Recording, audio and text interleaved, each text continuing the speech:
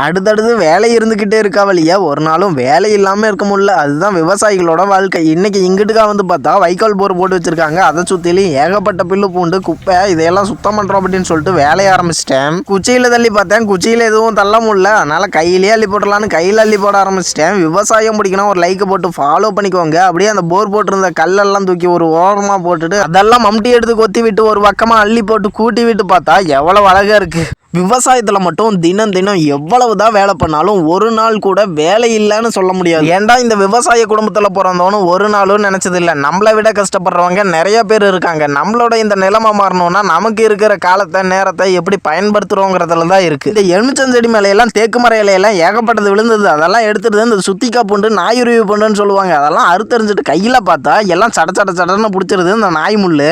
இங்கே பாருங்களேன், நம்ம போட்ட வெள்ளரிக்காய் விதை எவ்வளோ அழகாக முளைச்சி வந்துருச்சு. ஆனால் என்ன ஆயிடுச்சுன்னா ஒரு சில இடத்துல முளைக்காம போயிடுச்சு. எல்லாமே நல்லா முளைச்சி வந்துடும் நினைச்சேன், ஆனா இப்படி ஆயிடுச்சு. சரி மறுபடியும் முளைக்காத இடத்துக்குலாம் போடுவோம் அப்படின்னு சொல்லிட்டு போய் வெள்ளரி விதையை எடுத்துட்டு வந்து போட ஆரம்பிச்சிட்டேன். போட்டா போதுமா தண்ணியை விடணும், போய் மோட்டரை போட்டு விட்டு தண்ணியை விட. விவசாயம் பிடிக்கணும், ஒரு லைக்கை போட்டு ஃபாலோ பண்ணுங்கப்பா. உங்களுக்கு விவசாயம் பிடிக்கணும் கமெண்ட்ல கிரீன் கட்டிங் போட்டு விடுங்க, எவ்வளவு வருதுன்னு பார்த்துடலாம். இதுக்கு தண்ணி விட்டுட்டு அப்படியே மாங்காய் மரத்துக்கும் விட்டுட்டேன். மாங்காய் மரத்துல பிஞ்சு வந்து இந்த வருஷம் ஏன்னு தெரியல அதிகமா வைக்கல.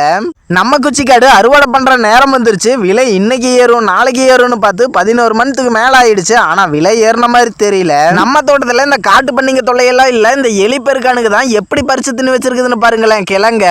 இப்ப பனிகாலம் பாயிண்ட்டும் நல்லா வரும். இன்னும் ஒரு நாள்ல அறுவடை பண்ணிடலாம். குழி கொஞ்சம் தோண்டி பார்த்தேன், ஈரம் இருக்குது அப்படின்னு. அறுவடை பண்ணணும்னா நல்லா ஈரம் இருக்கணும். சரி ஈரம் கொஞ்சம் பத்தாம தான் இருந்தது. போய் கேட் வால் ஓபன் பண்ணி விட்டு தண்ணி விட்டுட்டேன். இந்த காடு மாசக்கணக்கா சும்மா கிடக்குது, ஏதாவது பண்ணலாம்னு வந்து பார்த்தேன். ஆனா மழை வராம உழவு பண்ண முடியாது, சுத்தமா காஞ்சி போச்சு. சரி மழை எப்ப வரும்னு வானத்தை பார்த்தா மழை இப்போதைக்கு வர மாதிரி தெரியல. சரி கிணத்துல தான் தண்ணி கிடக்குதே, மோட்டரை போட்டு விட்டுறலான்னு வாய்க்கால பிடிக்க ஆரம்பிச்சிட்டேன். எதா இருந்தாலும் பண்ணணும்னு நினைச்சா அப்பவே பண்ணிடணும். உங்களுக்கும் விவசாயம் பிடிக்கணும், ஒரு லைக்கை போட்டு ஃபாலோ பண்ணிக்கோங்க. கேட்டு வாழை திருவி விட்டு போய் மோட்டரையும் போட்டு விட்டுட்டேன். போன வாட்டி உழவு பண்ணும்போது பில்லு பூண்டு ஏகப்பட்டது இருந்தது, விதை எல்லாமே கொட்டி போச்சு. இப்படி தண்ணி விடுறதுனால அந்த விதையெல்லாம் முளைச்சு வரும்போது கரெக்டா உழவு பண்ணி விட்டுறலாம். ஆனா இந்த ஒரு வயலுக்கு தண்ணி விடுறதுக்கே ஒரு நாள் ஆயிடுச்சு.